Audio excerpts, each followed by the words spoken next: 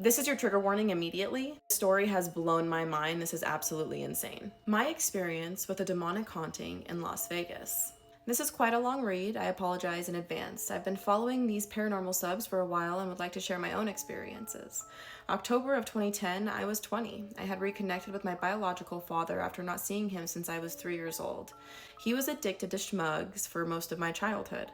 I will also get it out of the way that he is gay only because his former partner, who lived with us during these events, is relevant to the story. How was I conceived, you ask? There's still some debate to that, which is irrelevant here. Anyway, when I first moved in, man, it was great to have a real dad. My stepdad was an abusive piece of shit, so I was on top of the world even though the situation was far from perfect. We'd listen to records talk for hours over drinks and cigarettes. I told him all about my life and learned about his siblings, his parents, our family history. We spent that first summer in record stores, dive bars. That didn't card me. And walking Fremont Street, where most Vegas locals go, not the Strip, by the way. Did I mention this was Vegas? Not the first place you think of when you think of paranormal phenomena, haunting, and possession, am I right?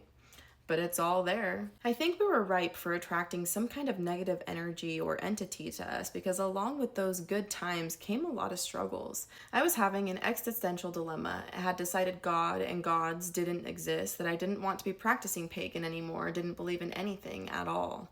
At the time, my psyche was getting kind of dark the longer I was there. I was lonely, it was hot, my job was hard, my dad's former partner, let's call him Gus, who was still living with us, was a really severe drunk and absolutely brokenhearted that my dad wanted out of their 16-year-long relationship. To be honest, it made me sad too. This also strained them financially because prior to his drunkenism, Gus was more the breadwinner and better at managing finances. My dad, for some reason, just can't pay and manage bills. Lights and gas were constantly being shut off, their vehicles repossessed. Their life together was disintegrating in every way. I think Gus hoped that by me coming out there, it might bring them back together. When it was clear that it wasn't the case, it all got worse. We were never really home that summer because we had no central air. We also had a bad cockroach infestation that my dad constantly said he was getting an exterminator for, but never really did. For whatever reason, mainly boredom, I was watching really disturbing horror films and martyrs and a Serbian film. I was watching weird PORN. I was exploring the tenets of Satanism and watching documentaries on Aleister Crowley and the occult. I didn't practice anything occult in that house, but I was consuming a lot of dark shit. The first experience I had with the supernatural was on an especially hot day, and I acknowledge this may have been some kind of heat-induced hallucination, but I'm a rational person. I was trying not to move a muscle because I was so hot. It was midsummer with no central air or AC, and I was in a recliner in the living room which provides a view of the hallway. I saw a black shadow figure emerge from a closed closet door in the hallway and move down the hallway where it disappeared towards the end of the hall.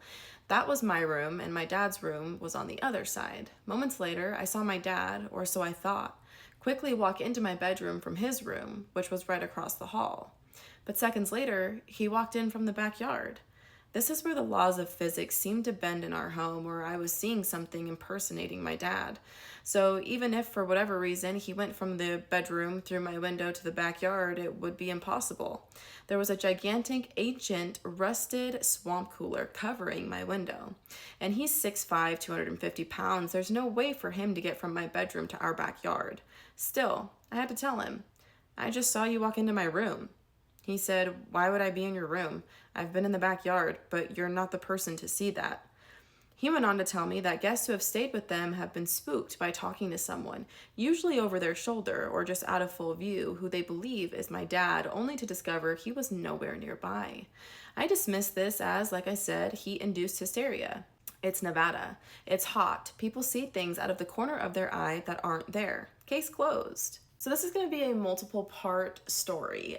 There is like 8 more pages, I think, to this story. A lot of things grabbed my attention about this story, one of them being the length, the other one being all of the trigger warnings at the beginning of this. They were very specific, as well as the title of this one. Definitely done some stories on Nevada, some that were in Vegas, some that were not in Vegas, some that were on just like random roads in Nevada. But as far as Vegas, a lot of people know where Vegas is or have been there or seen movies about it, i.e. The Hangover.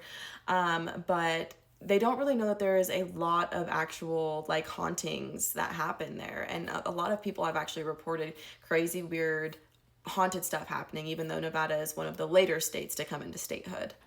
So I definitely found it interesting that this was specific to Las Vegas. So I am really intrigued to read this story, and I'm really excited to get through all of it. It seems to be really well written so far, and I love the detail that we're receiving. So this is going to be a multiple parter. Unfortunately, I'm sorry, don't kill me. With that being said, I love you guys so much. I cannot wait to post part 2 of this video, and I hope you have the best day ever. Bye. This is your trigger warning immediately. The story has blown my mind. This is absolutely insane. Part 2 of my experience with the demonic haunting in Las Vegas. There were a few other little incidents, old-timey music that sounded like it was from a phonograph, filling the living room with no discernible origin. The constant feeling of being watched, especially in my room at night. It would keep me awake, and when I would start to drift off, I would hear a scream in my ear that jolted me awake. But it really went to hell on Halloween night. I was working at a discount clothing store for a franchise in which my dad was also a manager. He had gotten me the job but worked at another location. He was off sooner and waiting for me to get home so we could go out with some of his friends. When I walked into our front door, he was sitting at our desktop computer quietly in our dining area. He didn't look ready to go out or even acknowledge me, but I didn't think much of it. It was 11 p.m. and I'd seen my dad head out to the bars at 4 a.m. Most are 24 hours, and if they do close early, there's casino bars which are 24/7. I stayed in my work uniform since there didn't seem to be a rush, went outside to the back porch which was designated for our gardening area. I really wish I had gotten a chance to finish gardening before the events unfolded that night. I had just started to break up the garden when I saw a potted houseplant fly through the open sliding glass door to the back porch. Now this was odd. My dad, out of the two of my parents, was the nonviolent one. He was the one attacked by my mother in his youth. He has never so much raised a hand or voice to me. In fact, I yelled at him once being there, and he just laughed. He was easygoing and fun. He was a blast. But I hear shattering and breaking. Inside, he had thrown a thick glass plate at the wall in the living room, and it had stuck there. He was throwing plates and anything he could grab through the open sliding glass door. He came outside and seemed to be in some kind of trance. He picked up one of the tall candles, the kind that are the glass like Santa Maria or Jesus candles, and he smashed it into the glass top table we had back there, where I was sitting. I jumped up as he smashed it. He grabbed our huge, thick ashtray and hurled it at our grill, cracking the super thick candle of the lid on the dome of it. I grew up around this kind of destruction as well as violence with my mom and stepdad, so I was strangely calm as I gathered his two small dogs, went inside, and slid the glass door shut. His eyes were only half open, and he didn't make a sound as he wrecked things. So, had the dogs, went inside, and slid the glass door closed. The other side, where he was, had these vertical blinds, and he ripped them down. It created this bizarre effect, like Gus and I were viewing a creature in an enclosure who had once been someone we knew. He had cut his hand at one point, and he was smearing the BLOOD up his arms and across his face. This is really bizarre because he faints at the sight of BLOOD. I don't know how he used to manage to shoot, but in the same time, he was 9 years clean and had developed a huge BLOOD phobia. He then began to trace symbols in the BLOOD on the glass. Gus got close to the glass, stunned at what he was seeing, just staring incredibly. My dad's eyes opened wide at him, glaring with a boiling hate, and he pointed at him, and pointed in an "I'm going to get you" kind of way. It was frightening and so strange. I had never seen so much hate in a person's eyes. They had not been arguing prior to this that day. Even when there were struggles that year, they rarely fought. This was just odd. At one point, my dad stopped glaring and pointing at Gus and went to go sit down at the smashed table. He lit a cigarette, the BLOOD staining the filter. I carefully went back outside and sat down. There was ruin everywhere. Broken glass, clumps of dirt, plastic, paper, and BLOOD. I asked if he was okay. No answer. I asked if I could clean him up. No answer, but he pulled away when I tried to wipe up the BLOOD off of him. He eventually got up and cleaned himself up in the bathroom, leaving handprints in the hallway. I called a friend of his who came to check on him. He barely noticed that she was even there. After she left, he blinked and looked around at some point and asked what happened. He did not believe that he caused all of this destruction that he saw. The first thing he noticed was completely cracked handle of the grill dome. It was really thick and he was pissed at first. Who broke that? Only to find out it was him. I think we must have cleaned up after that because I remember it was suddenly 4 a.m. and we realized we had never eaten dinner and we were starving. He seemed to be more or less okay, so we went for a burger spot close by and got some food. Before we left, I distinctly remember him pulling out the plate that he had thrown, which stuck in the wall. It had gotten stuck really high up and only he would have been able to reach it. We returned with our food about 20 minutes later. The mess we had cleaned up was back, including the plate, which was back in the wall. My 42-year-old 6'5" father burst into tears and shrunk back, turning to me in terror and saying, "What do we do?" Asking me, the faithless ex-pagan. I had no idea what to say. The next day, safe to say the vibe was fucking weird.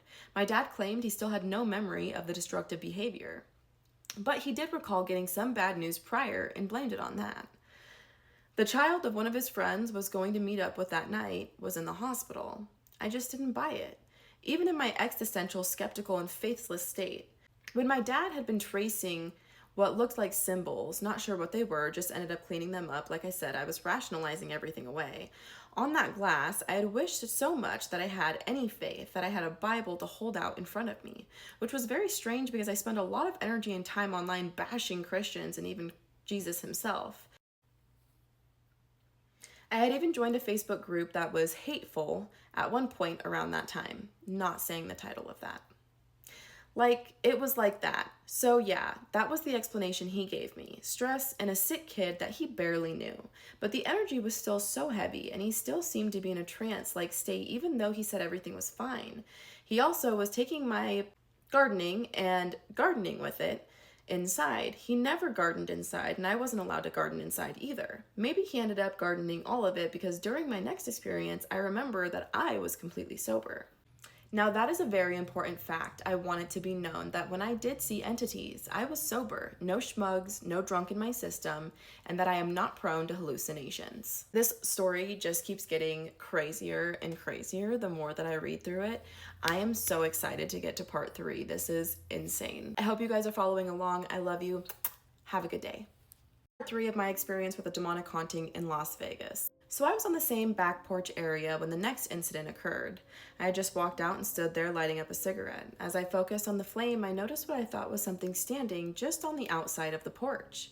I could make a solid dark shape of shoulders, arms, and a torso. My eyes began to focus from the flame onto the figure, and that's when I swear my heart fucking stopped for a minute. I am amazed I didn't shit my pants.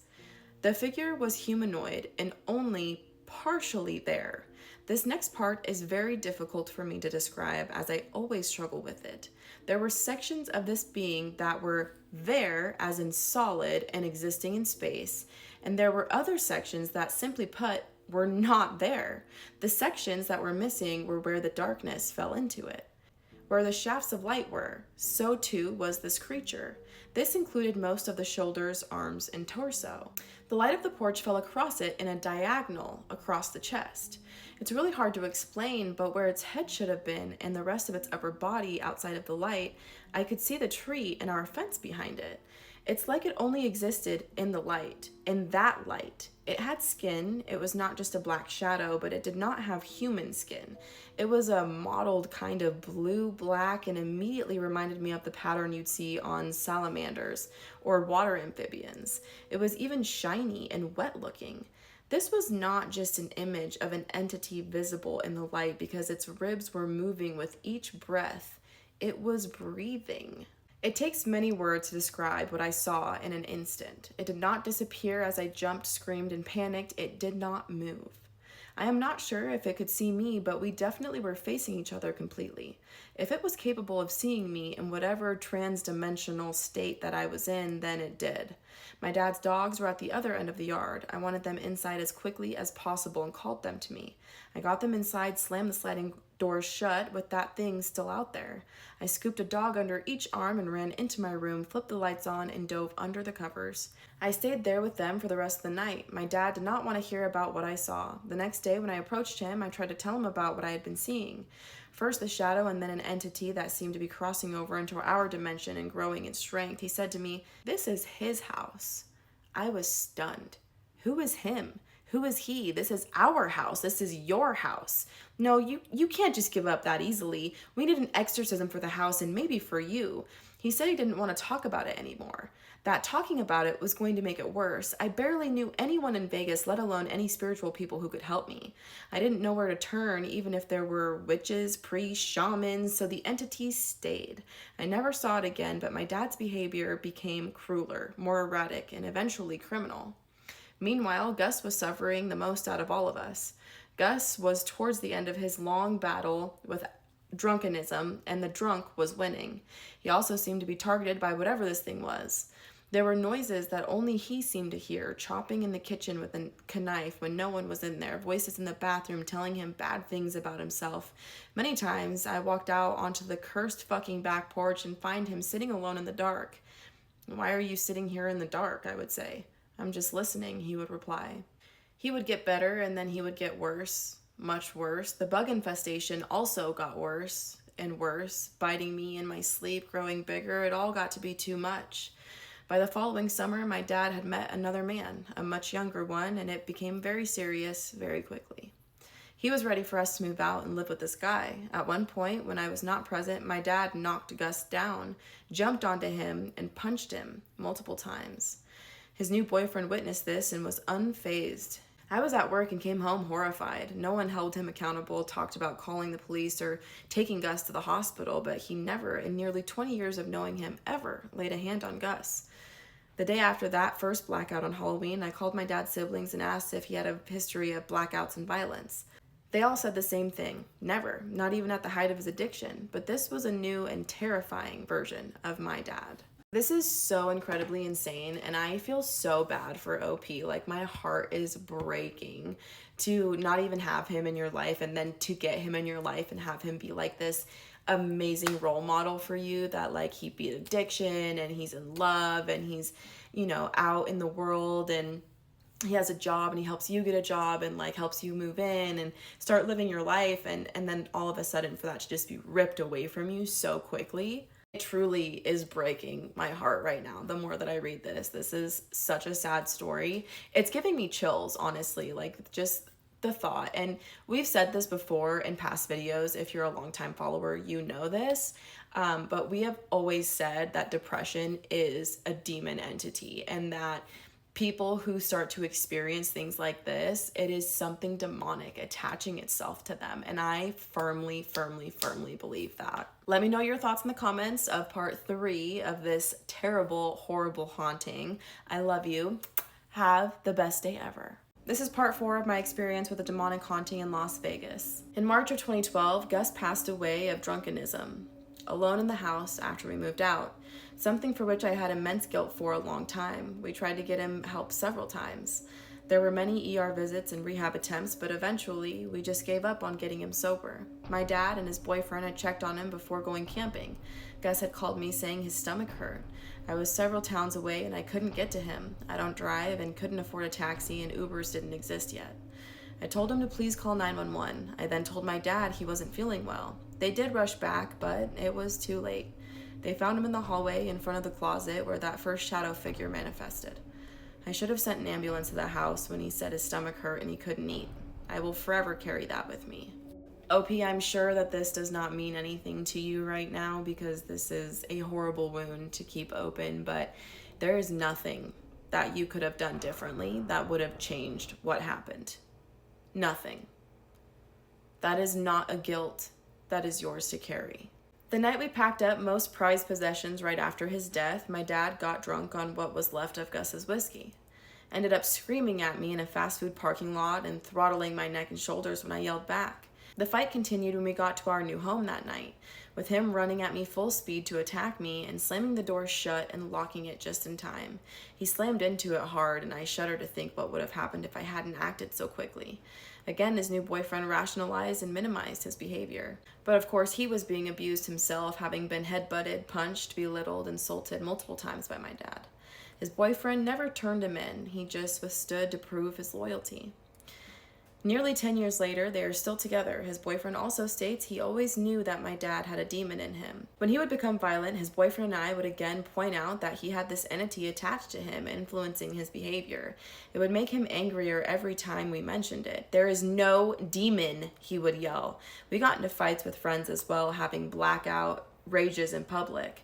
How he avoided being arrested, I'm not sure. He was temperamental and damaged property, didn't get along with his boyfriend's roommate. It wasn't long before we moved again. When we did, and were in the backyard of yet another new house from some time later, standing behind my dad was yet another dark shadow figure. This time in the middle of the day, out in the afternoon sunshine. He looked behind him, but he didn't see it. He was so mad at me when I saw it and sat there frozen before trying to tell him what I saw.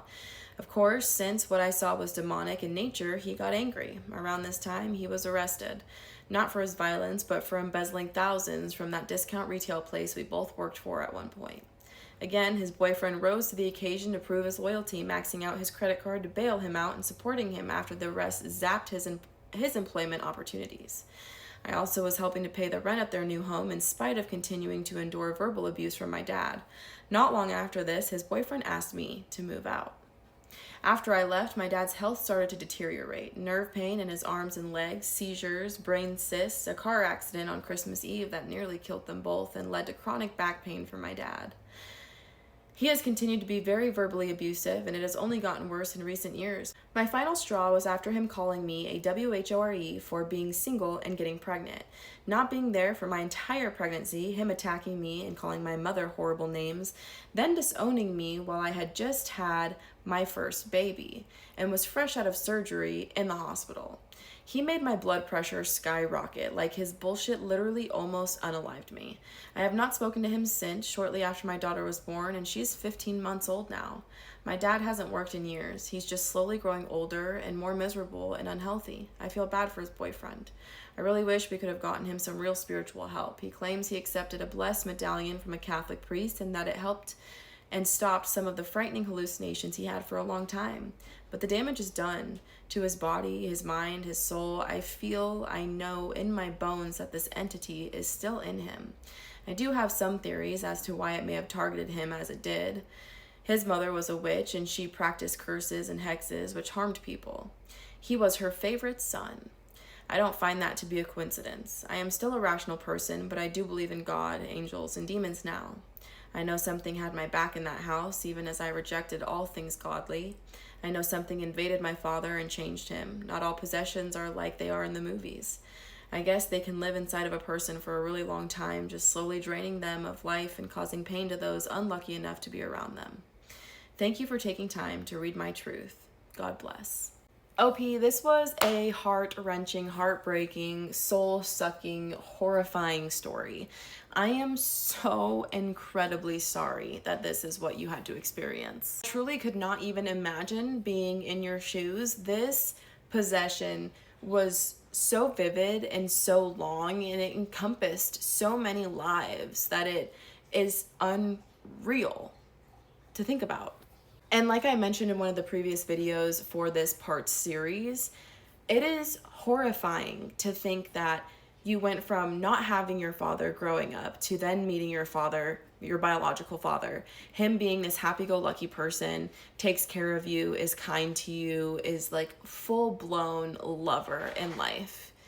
And then to turn around and you not even be able to recognize the kindness and the beautiful soul that you just met is so incredibly heartbreaking. In particular, Gus and your father's relationship solely breaks my heart, especially because it sounds like you all loved him very much. I hate to think that this had so many negative effects on so many people, but it truly did, and it created, I hate to say this, a monster. It really did. Whatever this thing was infested your lives. Physically, spiritually, emotionally. There was so much infestation that it just continuously dragged its snail ass end through so many people's lives. I truly could not imagine being in your shoes, and I am incredibly sorry that all of this happened to you. I truly am. congratulations on your first baby. And I hope that for the remainder of your life, you are able to find peace with the things that have happened here, because I can promise you this, they were not your fault. I love you guys. I hope you have a fantastic, wonderful, amazing day. Goodbye.